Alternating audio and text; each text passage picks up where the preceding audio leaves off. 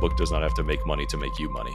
Eric Jorgensen, writer and CEO of Scribe Media. You've done all kinds of things. The Almanac of Naval Ravikant. We're years after publishing, and honestly, it keeps growing. How many copies has it sold now? Pretty well over 1 million. You found yourself now running a publishing company. I believe authors should publish their book with full ownership and zero outside creative control. I talked to quite a few authors who have done their first book traditional. If a book sells for $20, maybe you get 85 cents. In the same way that you can build your own house, you can publish your own book. If you are a self-published author, you get dollars per copy. Wow. Their position is to use the author to market the book, and our position is to use the book to market the author. Eric, it's good to see you again. Good to see you too. I can't get enough, Nathan. Yeah, exactly. We're just hanging out all week long, podcast episodes between the two of us. But actually, you were on my show a couple of years ago. You've done all kinds of things with the Almanac of Naval Ravikant and other projects from there. We talked a lot about leverage. People should go back and listen to that for sure. I want to start out with like the big life and business change since we talked. And that is, you found yourself now running a publishing company. You like brought this upon yourself. You know, no good deed goes unpunished. So maybe take us back to when you reached out to two other good friends of mine, Sieva and Xavier, and said like, "Hey, there's an opportunity here." Yeah. So from where we are sitting today, what amounts to have happened is like an accidental hostile takeover, but that was not like, I cannot overemphasize how much I was making this up as I went along. Mm-hmm. Going way, way back, right? Tucker Max founded this company called Scribe Media about 10 years ago. And we'd been reading each other's blogs, just kind of like aware of each other on Twitter. And then I got this opportunity also through Twitter to compile Naval's ideas and build what became the Almanac of Naval. And I was doing a decent job of sort of building in public. And so at some point I tweeted like, hey, I have a manuscript. I think I'm not entirely sure what a manuscript is, but I have a document that seems like it might be able to be turned into a book. And Tucker was like, I'm happy to chat and show you what I know about the publishing industry. So we get on the phone, and he was super, super helpful to me, like personally and professionally, in getting that book published. And I ended up using Scribe to do everything that basically went from, hey, I've got a Google Doc to I've got a published professional book out there in all these formats. It's one of my favorite books. Tim Ferriss asked the question, what's the book you've given away most in your life? And the Almanac is the book that I've given away. I've probably had 15 or 20 copies of it. So it's that good. That's incredible. Thank you. It seems to have like a viral coefficient to it, like a positive one, because we're years after publishing, and honestly it keeps growing, like because people gift it to each other, and it seems so just widely applicable. How many copies has it sold now? All languages, all formats is now like pretty well over 1 million. Wow.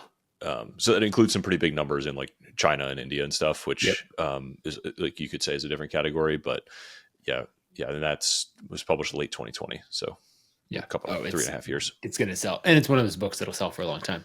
Yeah. It just makes me think of the episode we did with Tim Grahl, where he's talking about that's his whole mission is to write a book that sells more copies every single year.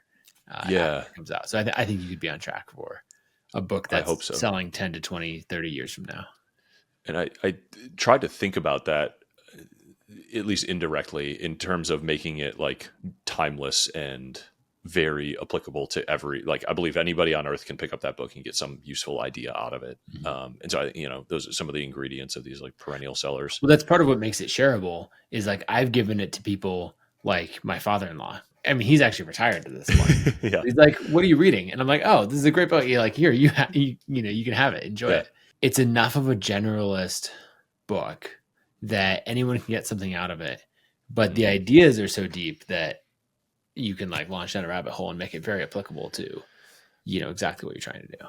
It's kind of a pretty comprehensive new worldview for people that haven't gotten any of the Silicon Valley ethos, So it's a lot of like, hey, look for areas of leverage, take personal accountability, win-win partnerships, long-term orientation. And then he combines it with these really deep reflections on happiness, which, there's a lot of business books out there and there's a lot of happiness books out there. There's not a lot that actually take a hard look at the trade-offs between the two.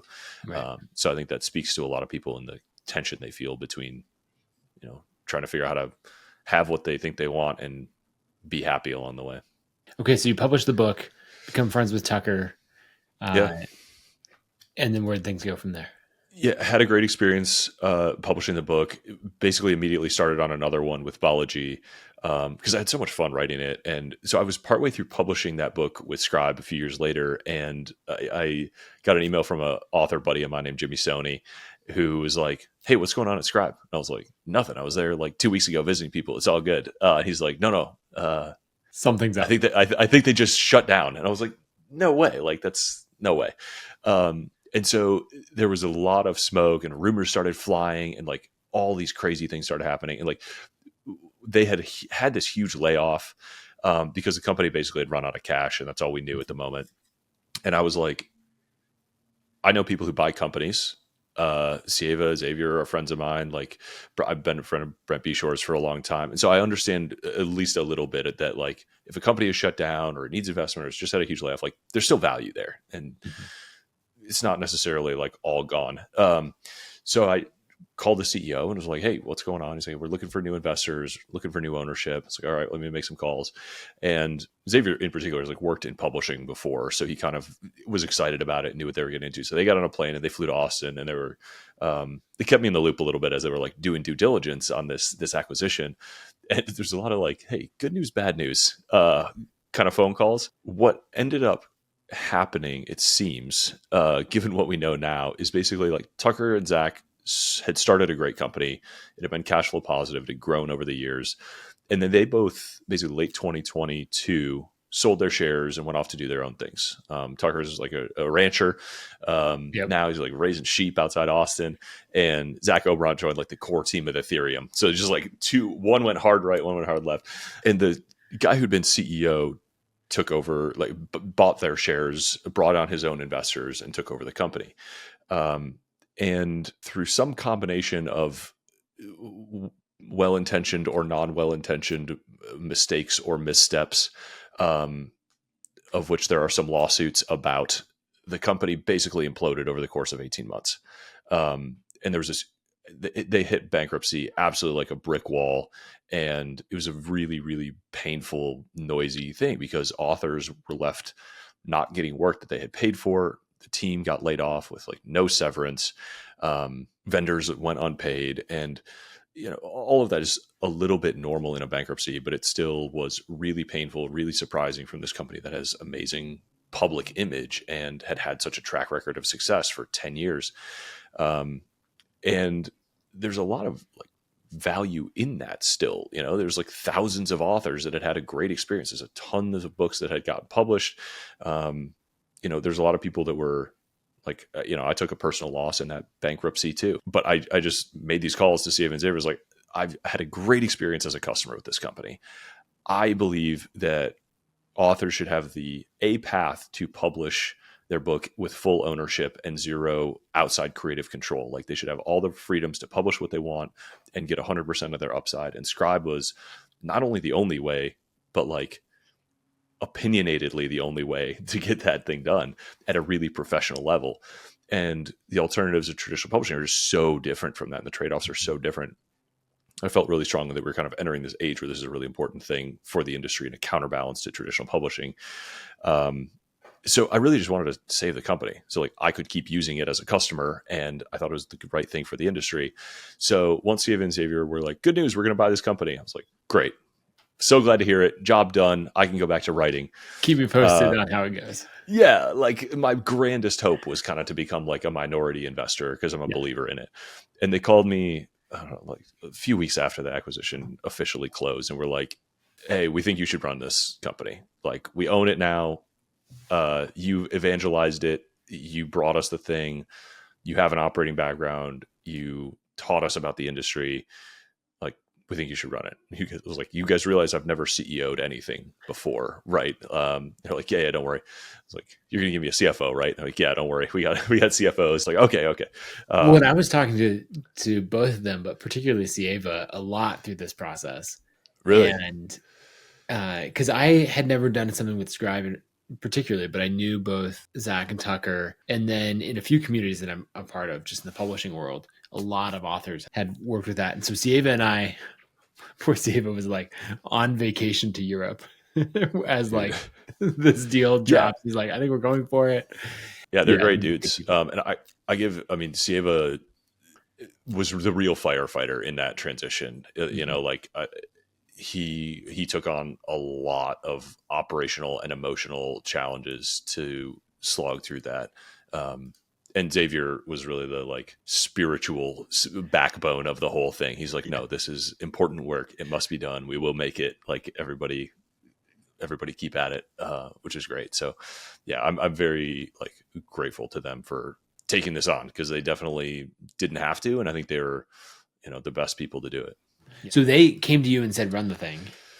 Yeah, it was. I mean, it's a few like late night conversations with my wife because I was, I was already running a fund and writing other books and had a relatively full but lovely calendar. And this is like a big undertaking that I knew was going to take a lot of time and require a lot, but is a fascinating challenge, I thought, and a great opportunity. And yeah, I'm like 7 months in or so as we record this, Yeah. enjoying the hell out of it, honestly. Obviously, Sieva's job was to like stop the immediate bleeding, Yeah. and then your job is to like rebuild this company from the ashes or whatever analogy you want to use. What did it look like to build, I guess, author confidence, consumer confidence in Yeah. the company over time? And obviously, you're playing this game for a very long time, so it's still early. But like over the last 7 months, what did Yeah. that look like? What worked? What didn't? The most immediate focus to me was create that place of safety and trust in the team and trust Mhm. that if I did it for them, they would be able to do it for authors. I talked to a lot of authors directly, but really like the thing that I most needed was to just settle the team's fears because they just been through this like extremely traumatic, surprising, like rug pull essentially, even though it's like we're a different company, we're different ownership, we're different leadership. um, a lot of people were just like mad at the logo, and you can't blame them for not being able to sort of understand corporation bankruptcy asset sale process. So you try to have all the conversations you can and hear people out and hear their frustrations. But I just kind of kept coming back to like, as you said, like this is a long game. Time is what builds trust. You can't shortcut it. We just have to do a great job with the work that's on our desk and show people that we are still excellent service professionals. You know what we're doing, and let that flywheel of momentum build up again. It would probably help listeners to hear, like, kind of at a high level, what are the services that Hmm. Scribe provides? Yeah, so there's basically three sort of paths in working with us. One is sort of the path that I went down as an author, which is I've written a book and I would like help publishing it at a really professional level. Um, and for that, we kind of go through some light editing, page layout, cover design, interior design, placing graphics, and then all of the like finalizing of the files and the publishing it and distributing it in all the places that you would want. And we just help everybody sort of do that in an extremely professional, well organized, like flawless way. I like to say like we do not miss deadlines. We do not ship mistakes. Like you can count on us to execute professionally. We've Mhm. done this 2,000 times, and you can absolutely, in the same way that you can build your own house, you can publish your own book if you are willing to spend a lot of time on YouTube, and if you're tolerant of some mistakes along the way, and if you're okay with it just taking a little longer and saving a bunch of money. And we give away a bunch of the resources for people who want to sort of DIY. But if you just want us to project manage you through it and nail it, that is like the service we provide. If you would like to write a book and you want to be extremely confident that you're going to finish your book in 12 to 15 months and it's not going to suck and you're going to get everything right and you're going to nail all the points that you want to along the way, we have a guided author program, which is like private coaching for writers who really want to have their fingers on the keys. And then the most Mhm. popular product or service that we have is Scribe Professional, which is like, I'm really busy, I'm an expert, I'm either not a writer or don't want to spend 1,000 hours at a keyboard. um, and for that, we partner people with scribes who are these really expert interviewers and writers who will sort of extract this knowledge from you through a series of interviews. We'll position the book, we'll structure it, make sure that we're checking with samples to see that we're capturing your voice correctly, and then we'll expand Mhm. that into a full book. So there's a lot of people out there, busy professionals and experts especially, who haven't literally written their book but have a creative partner like that who can help them extract and codify their expertise and their advice and into a book format, which What's the price point on those three different? I imagine that there's packages within that, but Yeah, if you give someone at a high level. publishing. If you include, I'll include audiobook in each of these. Like publishing starts at 24, guided author is 40, Scribe Professional is 54. Okay.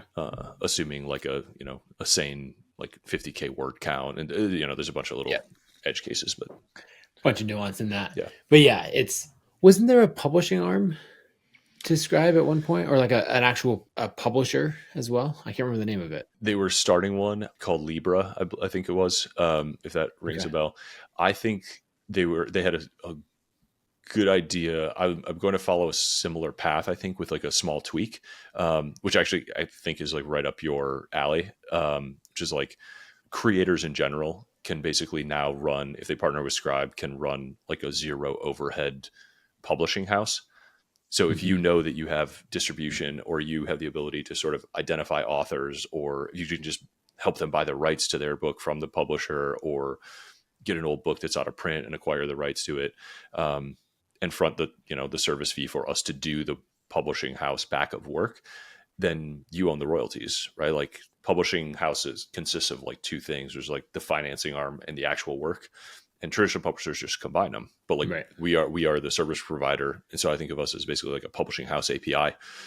So anybody who wants can come to us and say like, hey, I've got its author, I've got a financial agreement with them.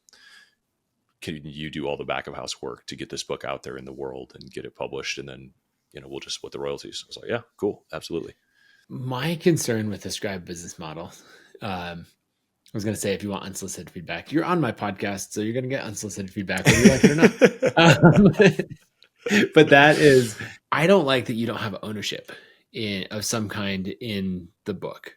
And it could be temporary. It could be something else, or that you're not making some amount of money per book sold. And so that's what I always wanted to see, is you to have the publishing house arm to it. Mm-hmm. Now, it might be the inverse of traditional publishing. We're like, hey, we're selling a book for $15, and the author gets $1. It might be like, hey, us as the publishing house, we get $1, right, for doing all of this work. Like knowing the power of books to sell for a very long time. Yeah. If I were running your business, I would want some, even if it's very slight, that you could build up that library of, most of the books. 9 out of 10 books are not going to sell that many copies. Yeah. But some of those that keep selling for a long time. And then you get to the point where it's another 2,000 or 3,000 books that you've published. But I don't know, like, how do you think about something like that? And how do you balance it with like being very, very author friendly and being the opposite of traditional publishing? Yeah. I think, I was going to ask you from which perspective you say that. And it sounds like you're kind of as a like friend, mentor, investor hat of like, if I was picking the optimal business model, I would want you to own a percentage of royalties. Correct. Yeah, I think that's exactly it. And it can be a very small percentage, but I just look at what makes this a business that can scale to, 100 million in revenue. And I think there's some fairly small tweaks to what you have that can get it that way, but it has to have that long-term view. Now, as a customer, I kind of also want it because I want to make sure that the business is very, very sound long-term, which I think that as a services business, especially knowing like yours and Sieva and Xavier's operating abilities, like it's going to be a very sound business, but I want that aspect. Like I want to make sure that everyone that I'm doing business with has like a really solid business model that's going to last them for decades. So it's kind of those two hats, but you're right that that's 80% wearing the like investor advisor hat. Yeah. It is an important distinction, because I do have authors sometimes who say, hey, I want you guys to have skin in the game on my book. And it's interesting trade-offs. I also, I have given myself the same advice, and I think there's totally like a place for that, right? Like we're a very simple services business right now. The super long-term stability or the multiple on services revenue is not massive. Not that we have any plans to sell ever, but I have firsthand experienced the power of book royalties, right? And like royalties as a revenue stream is incredible.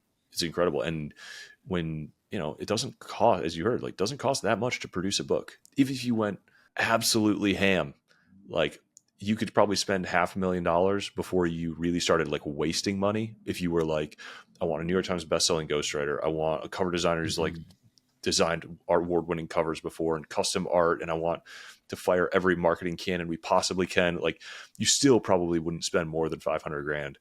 And we have some people that do spend six figures with us, but the value of one of these books, like the books that sell perennially or become bestsellers, is well into the millions. So if you know you're buying that asset, or even on an expected value basis, like, you can do pretty well over time.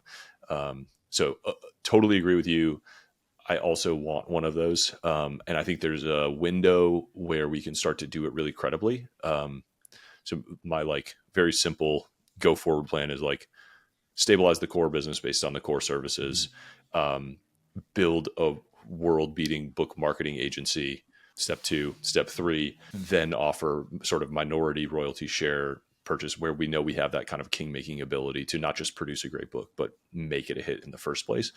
But the secret, it's open secret. Like, Tucker's been talking about it for 10 years. Like, at the heart of Scribe is that a book does not have to sell a lot of copies to have an incredible impact on your life. And, my version is a book does not have to make money to make you money. There's a lot of people that publish a book for a lot of different reasons that are not necessarily optimizing for book sales. And so I never want to lose that piece of Scribe, because I think it's so important and still counterintuitive.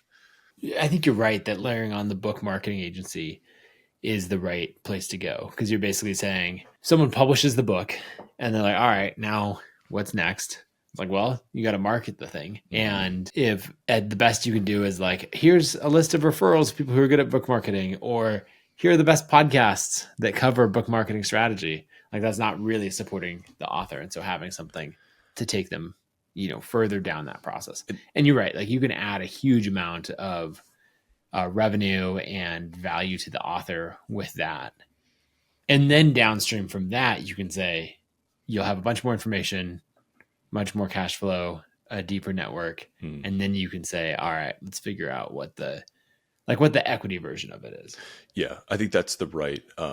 Then I think we'll have a much more credible case to be like, hey, you're going to sell us X% of the equity of this book, but we are going to 5X the value of the equity of the total, the total equity value of the book. And I want to be able to make that case really strongly before I ask authors to make that trade. Because I think traditional publishing is just out of school in how they price for what the value that they deliver. In a really you understand it from a path dependency perspective, but they really their position is to use the author to market the book, and our position is to use the book to market the author. And for most authors, that's actually the optimal outcome. What are a couple of stories that come to mind, or maybe just your favorite, on a book changing an author's life? I think there's some really big ones that we might see, like a David Goggins or someone like that, but maybe a step down from that, where someone publishes a book and then the amount of opportunity, or even maybe it's an inverse of they were chasing opportunities, and now because of the way they've packaged their ideas in a book, the opportunities are flowing to them. Yeah, I think these are really interesting, very niche stories. It will not sound. Those are the best, though. There's some really interesting author niches that I talked to. I talked to a guy very recently who just signed a book deal with us, and he's like, I know exactly who my customers are. There are 3 to 5 of them in each major city in America. He's a consultant to personal injury law firms of a certain size. And he's like, okay, there's 100 of them in the country. I have a really high value offering for them. If this book brings me 2 customers, it will have been worth the $60,000 investment. But I really what I need is to establish that credibility and to have them come to me and believe that I can deliver on the promises. And I think a book will help me sort of make that case and set me up to win those, 6-7 figure deals. And I was like, yeah, probably will. I think so. This is a great example, of a book. A book doesn't have to make money to make you money. He's going to spend $50,000 writing this book, $1,000 printing and shipping them to his, 200 customers in the US, and 2 of them will call and start paying him 6 figures a year. And like that's an amazing outcome for him. Nobody else is ever going to hear about the book, and they don't have to, and it doesn't matter. So there's a few of these. Like I've had somebody whose target was Fortune 500 CMOs, and he was like the expert at these like white label CPG brand deals. But there's a lot of people. You'd be amazed at the speaking careers that go through trajectories when they publish books. Or just are able to, the doors that unlock. It's like a bat signal to be like, have me on your podcast, put me on your stage, invite me to this thing. And so there's speakers who, every 2 years they publish a new book, and it's like the new model of a car. And that like kicks off their speaking tour and their podcast tour. And here's an example of someone, I guess I can think of a lot of people now, but who comes to mind for you for someone that like follows that pattern of the book published and then they kind of run the same circuit again, but maybe they've optimized it or like gone up one level each time. Yeah, this is not my circuit. I think I don't even know if he's a customer of Scribe's offhand or recently at least, but Michael Simmons, I feel like has been doing this for years. What's his stuff? He writes. I remember seeing him in college. He was doing like a college tour. He has done some good like Charlie Munger recap things, like New York Stern Business School. Yeah, published a whole bunch of books. Look at that.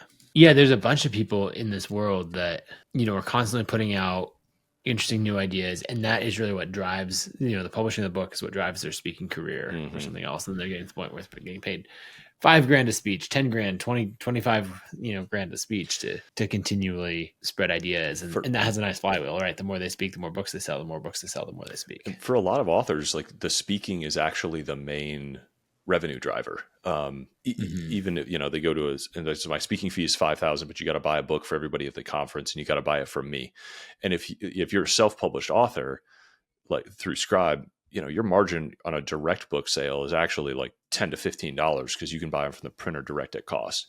Traditionally published authors, you're still paying list price for the book because the publisher needs their majority cut, and so does the agent. I've seen that with a bunch of authors, particularly these books that for every copy that someone reads, it has a viral coefficient. Yeah, like what you're talking about. So Dan Martell, with his book Buy Back Your Time, he published it traditionally, I think, and he found after publishing the book that if you got it in the hands of readers, it's not just about getting the book out there, but like someone who's actually going to read it, then it had a K factor. It would get referred to more people. But he couldn't, so he would go to a speaking gig or something like, all right, I'm just going to buy books for everyone. Yeah. And he'd go to the publisher and say, all right, what's the wholesale price? And they would quote him a wholesale price. He's like, I can buy it on Amazon for less than that. Yeah. And they're like, well, maybe that's what you should do. And so he buys books off of Amazon, like hundreds at a time. And it powers an amazing flywheel for his business. Yeah. As he's got communities and everything else like in the back end from that. But that's something that I'm thinking about for my own books of like, okay, wait a second. I'm going to write a great book. Then I think I want the opportunity to get it in someone's hands for less than $16. Absolutely. I mean, and there's worse deals than that. Like I talked to quite a few authors who have done their first book traditional, and for some reason, whether it's the realization of like, oh shit, I have to pay list price for my own book when all I wanted to do is give it away to bring in customers, or get a higher margin when I'm the one driving the sales, because that's insane that I can't do that. Some people just have something smaller, like, hey, I hate my audiobook narrator and I wanted them to change it and they wouldn't. Or there's a woman who's publishing a book with us now who's like, my publisher put a photo of me on the cover of the book that I hated and would not take it off. And she's like, I'm never doing that again. Like, you don't think when you're signing the publishing deal, you don't like imagine these massive creative differences, or like that losing true final edit or creative control over your book is going to matter that much. But sometimes it really, really can. And you're powerless to change it. And, this thing that you put years of your life into, you lose control over, or the ability to use it the way you want to. Like, that's painful. So let's talk through some of the finances of it, because these deals are different. Like I was just talking to a fairly young creator who's getting going, has a good sized audience. He did a traditional deal, got an advance for $300,000 to $350,000, which that's the total quoted number. Typically divide that in 4, and it's going to be something like a quarter up front, a quarter on manuscript delivery, a quarter on publishing, and then a quarter a year after it was published or something like that. Mm-hmm. It's not like you just got A fat check. yeah, it's not a bad check at all. Yeah. Like, but it's not all of it at once, and then you have to earn out that advance. People are like, "Well, I got this money, and I make money on book sales." It's like, no. I think you misunderstood the word advance. Like to be clear, it's not smoke and mirrors. Like it's in the word. It's a loan. Like, yeah. Yeah, it's a loan against, your portion of book sales. But then you also don't have to pay anything out of pocket. Though most authors I know end up having a fairly sizable budget themselves for marketing. They're funding a lot of their book tour or all of their book tour. Mm-hmm. There's a lot of costs that they're paying for.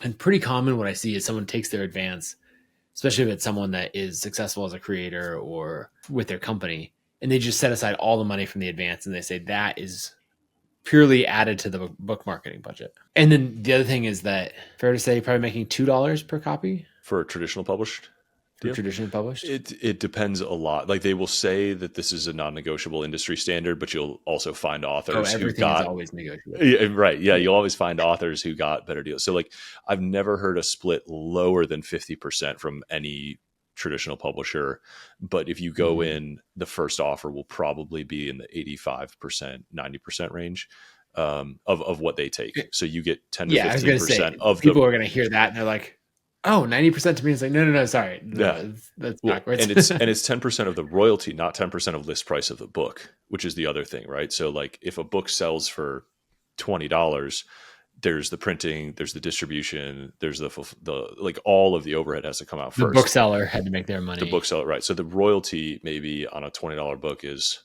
$7, which if you're a self-published author, you get $7 per copy. If you are a traditionally published author, maybe you get $1. If you're a traditionally published author and your agent gets 15%, maybe you get 85 cents.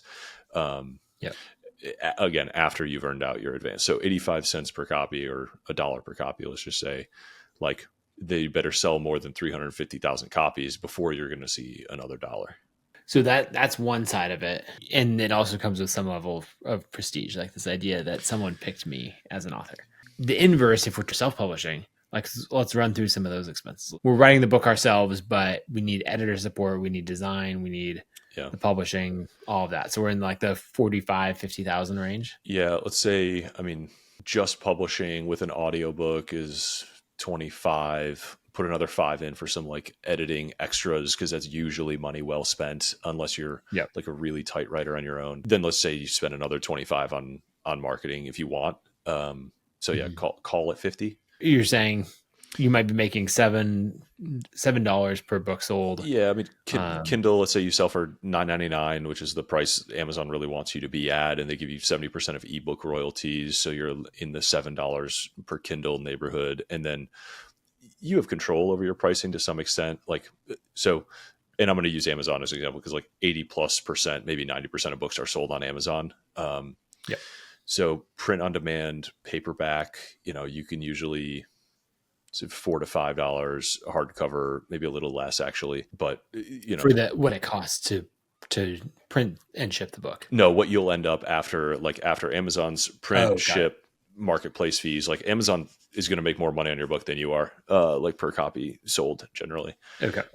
Because they take a marketplace fee, they take print on demand, or those are levers. Like if you have a more premium book, you can crank it up. If you want to just lower it, you can lower it. If you average $5 to $7 a book, and then as we mentioned, if you're selling direct either through your website or in bulk, those margins can get north of 10, maybe up to like $15 per book. What's the advantage as you think of reviews on Amazon, bestseller lists? There's the idea of if I sell just through my site, there's a lot of advantage to that. But then also there might be some of these less tangible things that I'm giving up in rankings or bestseller lists or reviews. Yeah. As frustrating as Amazon can be, I would really not advise anybody to not sell there. It's the place people go to buy books, and reviews there tend to matter for sure. Bestseller lists really depends on what you're optimizing for. I've heard speakers say, as soon as I hit a bestseller list, I could double my speaking fees.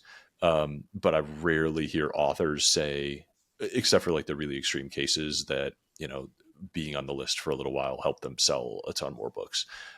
is very credibility driven.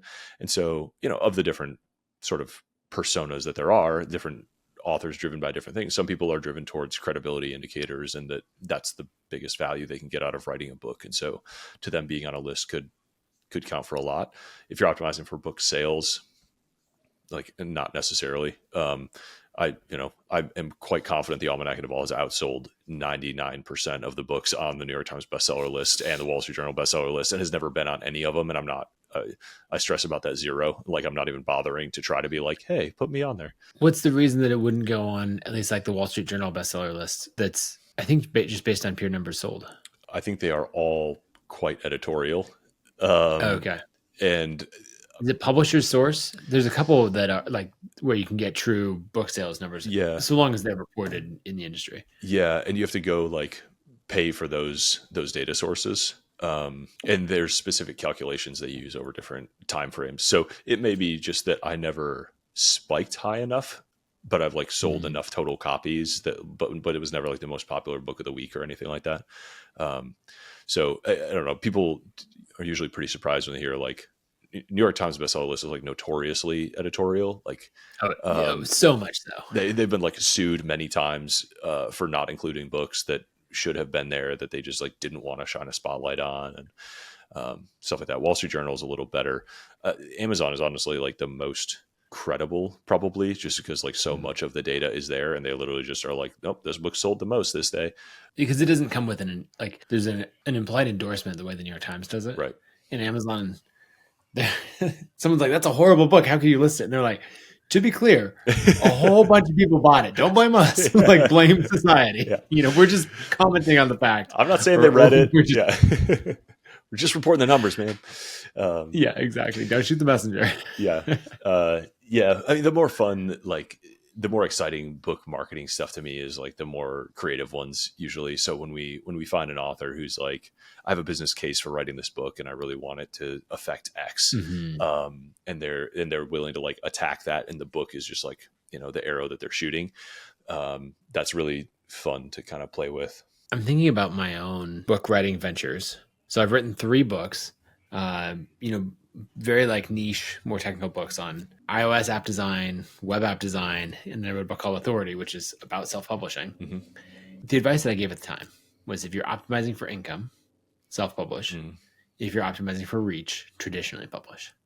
And that was, I felt like, advice that, maybe served people well, like 2010 to 2020. Now at this point, I'm embarking in this next series of book publishing. Cool. With a 10-year gap since I've published anything.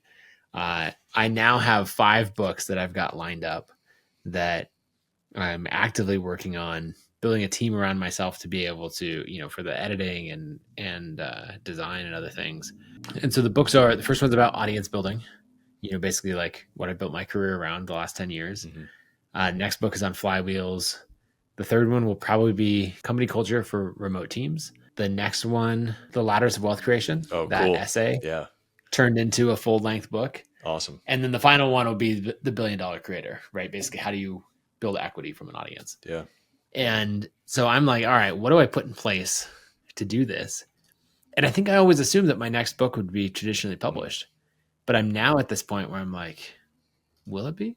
Thinking about the pros and cons of that. Like, I definitely have the reach that, so long as I didn't get editorialized off the list, I can sell enough books. I can sell the 20,000 copies in a week, or whatever it's going to take to hit the New York Times list. Though chances are they'd find some reason to editorialize me off the list. I don't know. But then I get into things like being able to give the books away for free, and that has me really thinking about, okay, do I need to own way more of this? And also because the advance makes no meaningful difference for me at all. And you have, I don't know, what's the like order of magnitude you would give your reach today direct to your audience? I have 55,000 paying customers of ConvertKit who are paying at least, $40 to $50 a month, sometimes more. And then the advantage is, someone was talking about this, like the number of best-selling authors that run their entire email list on ConvertKit, and as a result, I'm friends with Yeah. them, right? Like, so the extension. You have a larger cultural reach than the New York Times or Penguin. Like I genuinely, like we could actually try to do the math, but like your ability to make a book popular, whether it's yours or not, is actually probably more reliable than a publishing house. Um, part of the thing here is a lot of, I'm not accusing you of getting this causation backwards, but it's a common enough thing that I think it's worth saying, is like, people think that to get into a bookstore you need to have like that distribution access, and the truth is, like, Mhm. bookstores pick up whatever books they see selling online. Like, they're just trying to sell books.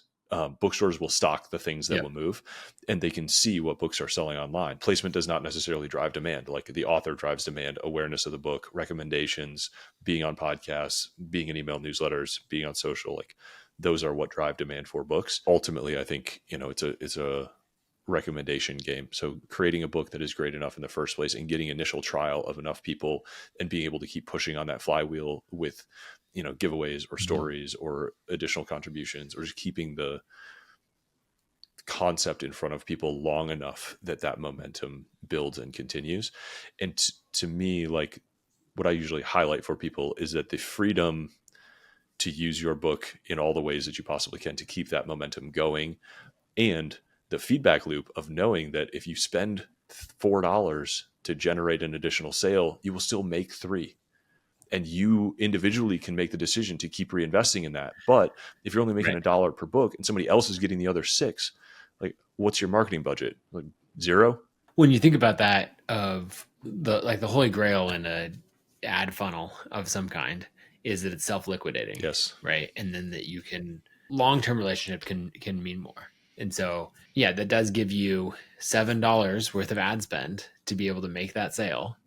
And then I guess it would have to be, you'd have to make the sale in a format where you get contact info in some way to have the long-term relationship. But then you could spend pretty aggressively to promote the book, get it in the hands of way more people. So that, I agree with 90% of it. I would say Amazon is going to be almost every book's biggest channel. And among the many frustrations with Amazon is that, of course, they don't give you customer information. So what you need to do is offer something in your book, or give them a path to go back to your online presence where you can get that information.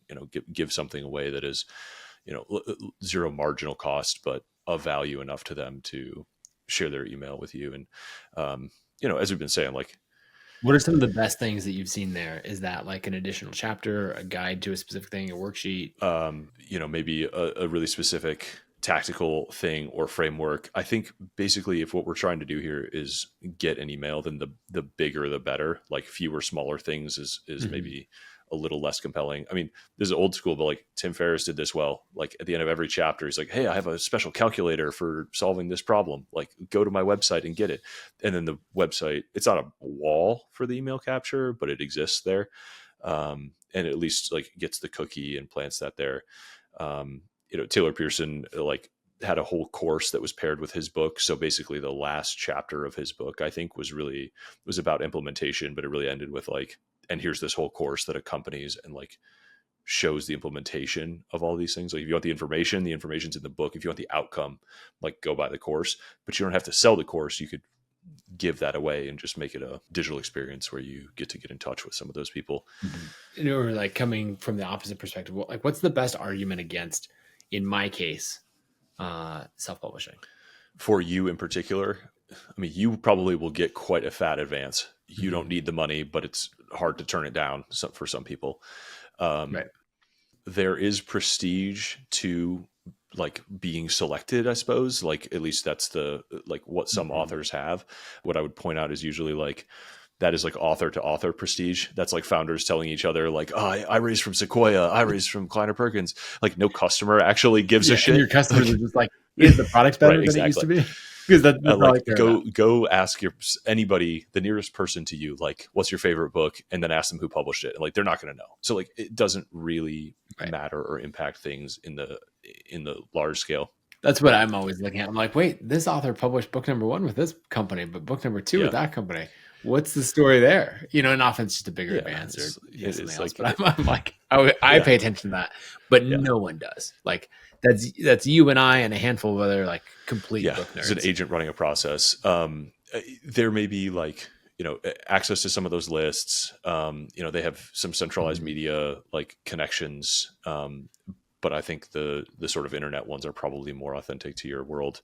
I think traditional publishing should exist. I think there's a lot of benefits to it. I think the mechanism by which people who can't afford to write and publish their own book by themselves, like, it's a miracle that they can just show up with a great manuscript and somebody will help them get it done, or pay them if they see glimmers of talent, pay them to write that up front. So it is both truth and a dangerous conceit of traditional publishing that most books don't make their money back. And so I've talked to some people in the industry, and they're like, well, what do you do for the authors who don't make their money back? I'm like, they're entrepreneurs. Like, they'll figure out how to do it or they won't, but they will win or die on their own. We all get paid for taking risks. Yeah. And this is one of those things. Yeah. And what's interesting about traditional publishing is they're so like, oh, well, we're going to place 20 bets and 19 of them aren't going to work out. And I'm like, if those 20 people bet on themselves, don't you think like maybe 5 or even 10 would make it? Like, when you have a 90% majority passive partner with creative control who knows one of these 20 is going to make it, but they don't give a shit about the other 19. Like, do you want to captain that ship? Like, I don't. I want to know. Yeah. I want to know that I can spend 25 grand or 50 grand and like get something that I then have the space to make successful. So, but I have friends who have gone traditional published and have had good experiences. I do think they have like tremendous creative talent there. So I think like their cover designs are amazing. I think the print quality in general is amazing. I think that's like a well-oiled machine. I think very, very talented editors work there. And so I think they can make good books great in many cases. There's pretty well-worn paths of distribution around there that are probably good. Yeah. So I have even very internet-y friends who are publishing books who are like, yo, I'm going to do my first book traditional published. Like, I want to get into Harvard and then I'm going to drop out. Like, I'll probably do all the other ones after, but I'm going to get the advance and I'm going to learn what I can from them. Yep. And then I'll play my own hand after that.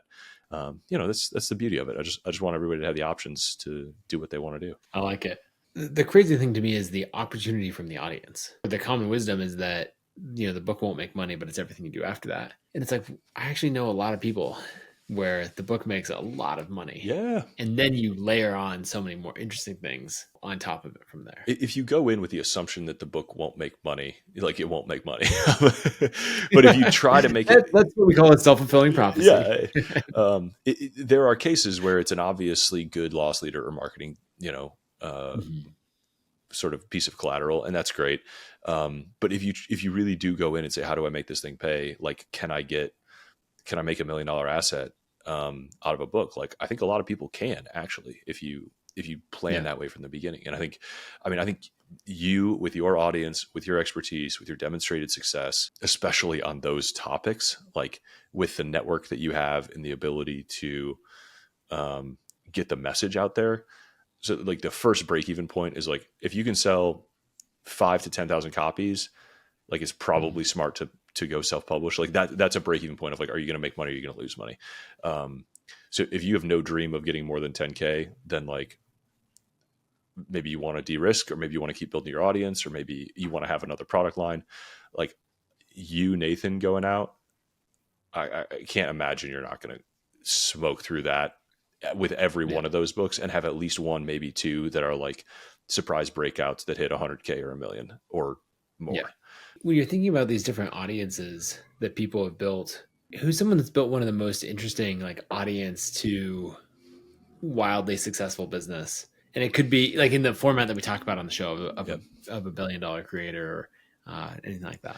I have two of these who I'm quite sort of close to personally, and I have watched emerge and I love, and I'll share whichever one you prefer, but like Al Doan of Missouri Star Quilt Company. Oh yeah. Al's great. Have you had him? I wrote about him in the original $1 Billion Creator article. Well, I wrote about Missouri Star before I just knew surface level content. Yeah. And then I got to know Al this year and had him on the podcast. Dude, you should come visit us in Kansas City. Come tour Hamilton, Missouri, like the quilting Okay. capital of the world. Like, it is very fun. There's like buses of 60-year-old ladies coming in and like having slumber parties and quilting all weekend. The most quilt shops anywhere in the world. There's murals of quilts. There's like, he has absolutely taken over this small town and built an incredible business. And it just started with, this is him just like pointing a camera at his mom and shooting YouTube tutorials. It's incredible. Yeah, that's insane. All right, who's the next person you got? The other is Kevin Espiritu of Epic Gardening. Okay, I don't know Kevin's story. You will love Kevin, like as a person and as a story, and he would make a great episode of this podcast. He's actually doing a lot of like kind of sharing what he's learned. He's kind of that chapter of his growth. So Kevin and I met in like the nerdy corners of the mental model like forums in like 2011 internet, and so we've just kind of like had these different parallel paths. Kevin actually was an early employee at Scribe. And when he left because like he's just an interesting dude. Paid his way through college playing professional poker, worked at Scribe. He really loves gardening. So he started a garden blog and basically quit his job to go full time on his garden blog. As one does. As a 22-year-old dude or whatever, early 20s guy. And he tells just an amazing story of like, I talked about leverage on our first podcast episode, and he is a masterclass of like growing the blog until it paid for itself, investing in tools and processes and help until it was profitable on its own, use those profits to then go start a YouTube channel, grew the YouTube channel until it paid for itself, got the YouTube channel's profits and sent them in. And so he just really systematically sort of snowballed up this audience of gardeners across all the different platforms. I think now Epic Gardening is the biggest gardening media company in the world.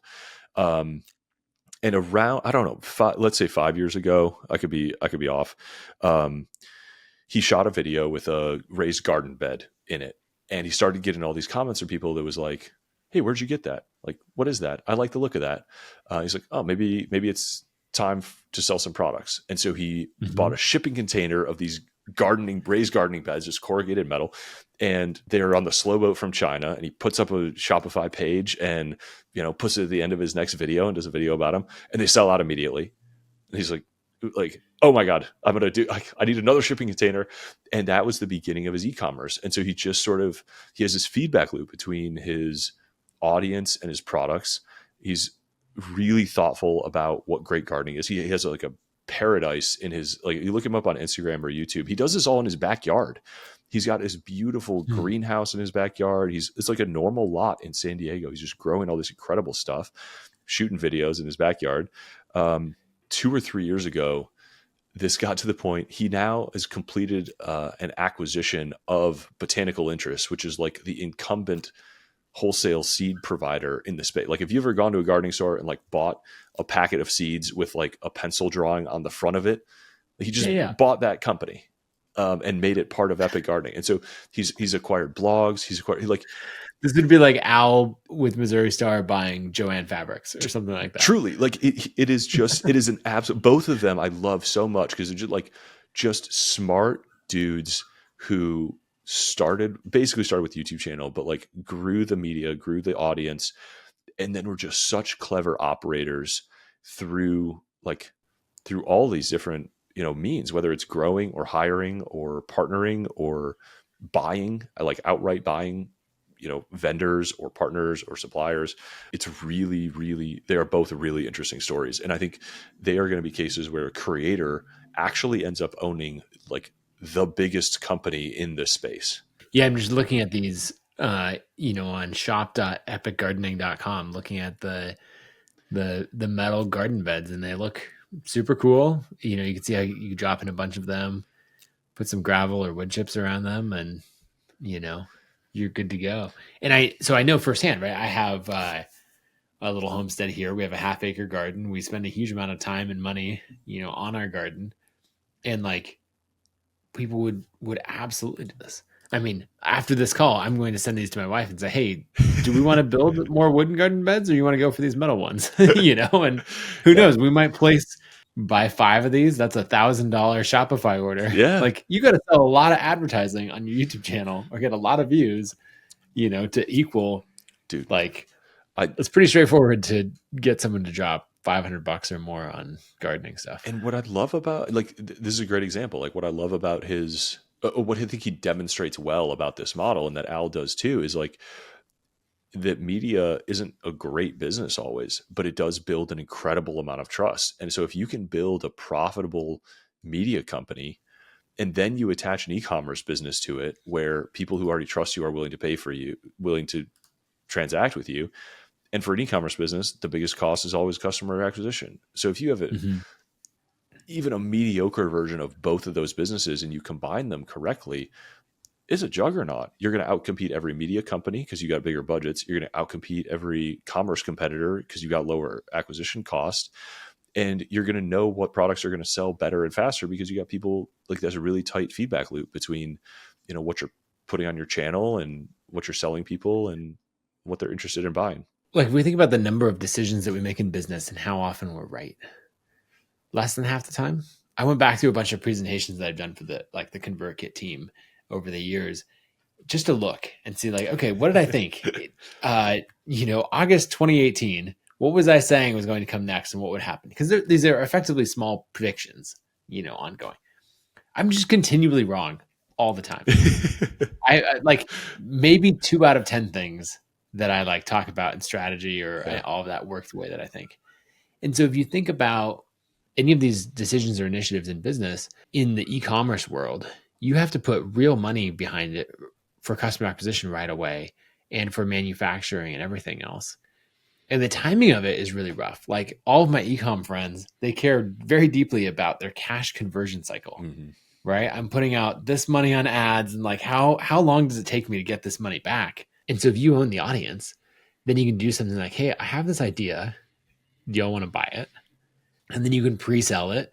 And then you can realize, exactly like Kevin did, that, oh, hey, as I have this ship crossing the Pacific Ocean, turns out I'm going to need a couple more of those ships coming because this is starting to get out of hand before we've even delivered any products. Yeah.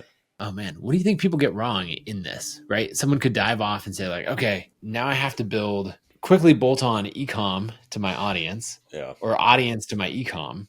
And I could see that failing pretty spectacularly, even though the combination done right, has superpowers. Yeah. I mean, I think I always look at sort of how moats grew, like not just where they are now. And it's like Kevin's been doing this since 2013, maybe. Not just the craft of creating the media, but like the experience that some of these people have had of spending 10 years watching him, or even the newer people have been referred probably by somebody who spent 10 years watching him.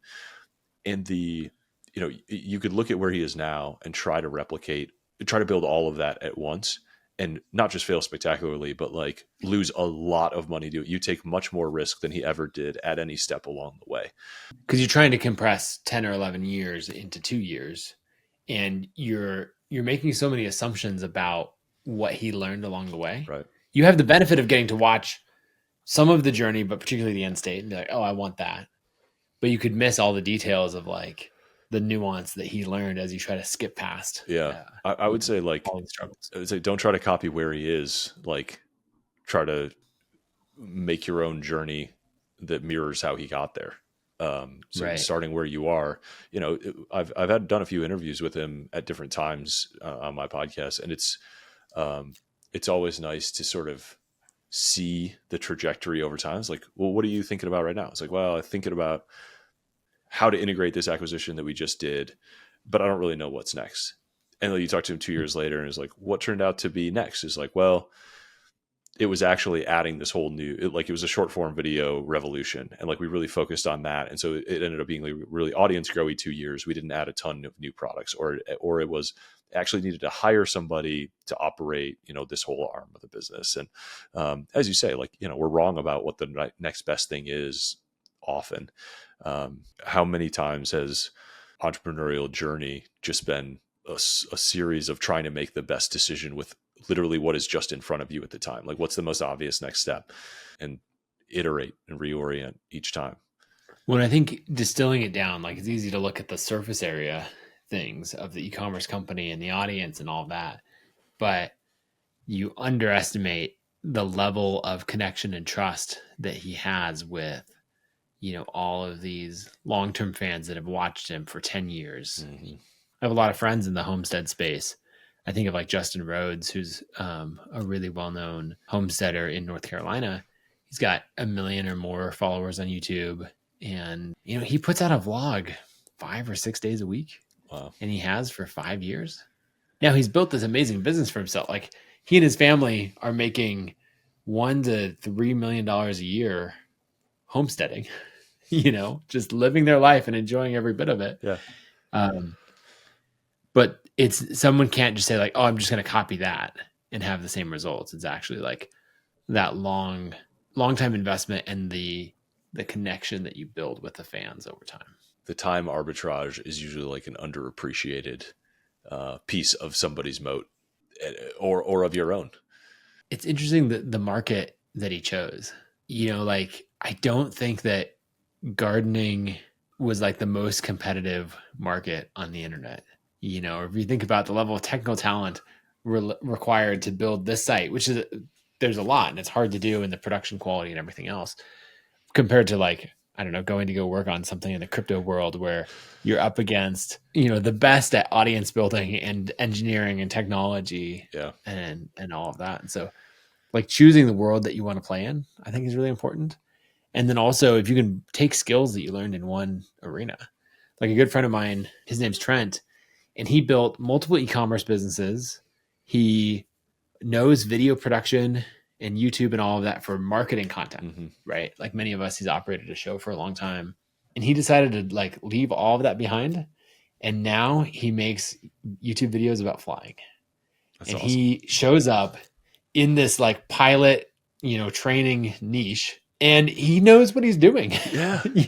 Over the course, he's almost exactly a year in now. He's got 30,000 subscribers on YouTube in a fairly small niche. These are people who want to drop 50 grand or more to become professional pilots and like learn all of this. Yeah. And like, he's getting way more traction for this content in this niche than he ever got in the small business or e-commerce niche. But if someone's trying to replicate what he's doing, they would probably dismiss the fact that he spent 5 years or more learning content creation and what camera to use and the gear and how to write a hook for copywriting and how that plays over to video and so many things from there. And the expertise on the pilot side too, right? Like, right. It's been interesting to see in real estate. Like, I don't know if you know Chris Powers.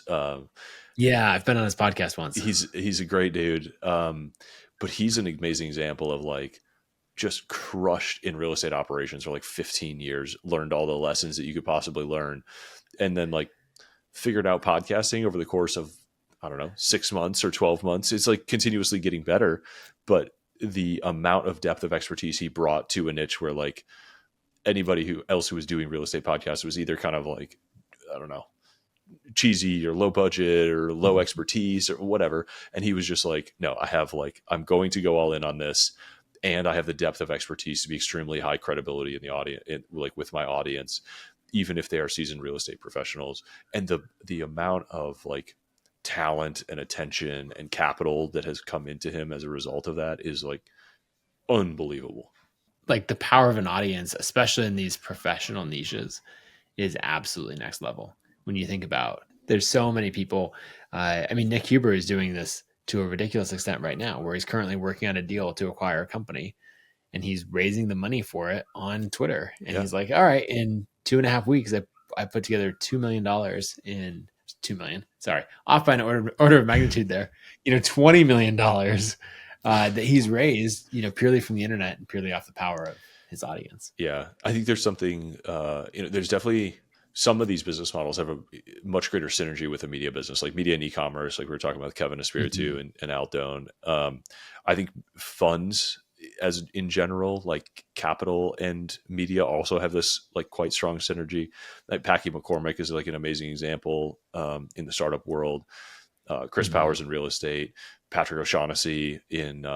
You see this over and over again, and I think we're going to see even bigger versions. Like, we could also argue like Warren Buffett was an analog media genius. He throws like one party and he writes one letter and it's just like massively high leverage. But there's a lot of people running holdcos and there's a lot of great investors out there. Like Warren is the only one with the public image that he has. There's like an unbelievable, unquantifiable asset. It's interesting to look at the public image that Warren has and think how much of it goes back to the really well-written annual letters, how much of it is the outsized performance of, Berkshire over many, many decades, and how much of it is like the annual shareholders, like if you rewound the clock on Berkshire and said like, oh, by the way, you're not allowed to hold any shareholder events, like no stadiums of, Buffett and Munger fans. Like you can't put your face on a stick. Like you can't. Yeah.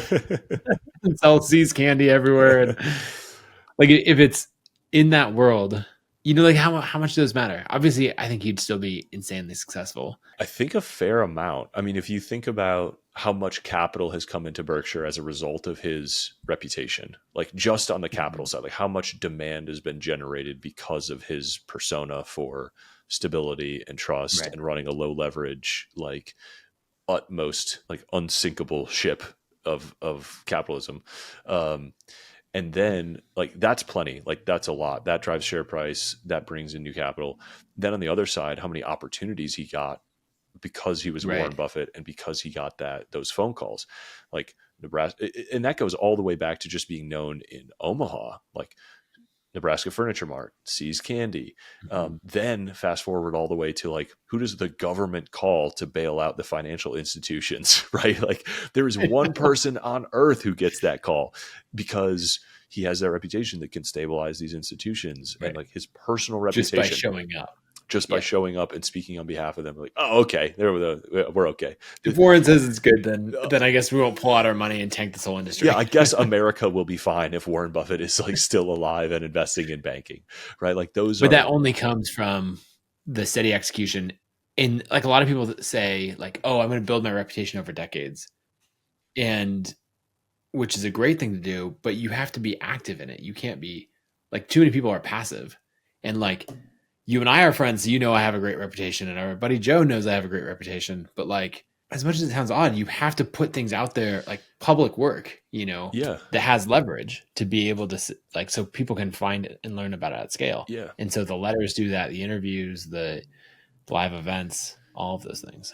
It's interesting, like talking through this, because I think that makes a ton of sense. There is definitely like a variable in the equation where the value of your reputation has to like it has a reach multiplier, or like reach is a weighted variable in the equation. And if you are extremely well known to 10 people, that's fantastic. If you're extremely well known to 100, that's fantastic. If you have that reputation and that depth of reputation with millions of people, it, as we're saying with Buffett, it really changes what's available to you. And it's hard to I don't want to be famous.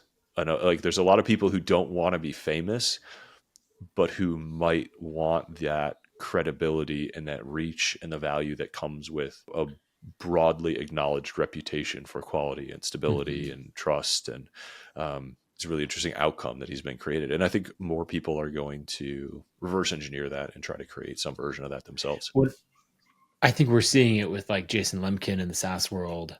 You brought up Patrick O'Shaughnessy, very deliberately building a media business that I don't know what his, fundraising looks like for his asset management firm, but I imagine there's a significant deal flow that comes from the media empire. Andrew Wilkinson, has done this very like planted a flag and said, I am the modern Warren Buffett. Yeah. I buy companies like Berkshire does. I've built this reputation of I will close a deal for a new company in 4 weeks when someone else will take 6 months or more. Yeah. Imagining where those might be in 50 years, if those people all continue on the tracks and the trail with the like building that track record. I think Brent Beshore is another great example, right? He kind of pioneered this private equity concept and then named his firm after the category that he created, which is a brilliant branding move. 10 out of 10, no notes. Permanent equity is the name. Yeah. And that came out of him, him and Patrick sort of talking and figuring out. And it was, just Brent really feeling his way through like something's broken in this private equity market. Like what are all the things that everybody hates about the current state of private equity, and how can I, tweak knobs and change my model and find something that fits even better. And he did an incredible job, and he started pioneering something, and you see new firms adopting his model all over the place. But he was thoughtful about writing books. He's thoughtful about writing letters. He's, got media people on his team, and he throws events, and those bring in deals, and that brings in capital. And, for someone to invest millions of dollars with you, that takes trust. And to build trust with any sort of scale over time, what better tool is there than media, right? Like, this is why we try to be super open at Rolling Fund about, like, we do podcasts every quarter with our new investments. We, write letters reliably to our LPs, and I have LPs already who are like, you're the only fund who sends me an actual note every quarter with what you did. So I'm moving my money to you. I don't even know what the returns are going to be for 10 more years. I just know that I feel better knowing what the hell's going on, and you tell me what the hell's going on. So here's some more money. Like, all right, great. Thank you. That'll work. I like it. Well, I think we'll see, this creator capitalist trend has definitely been growing. We'll see much more of it. And it'll be really fun to see, like, this modern iteration, who I think will be the next Howard Marks, Warren Buffett, et cetera, carry forward for a long time. Yeah.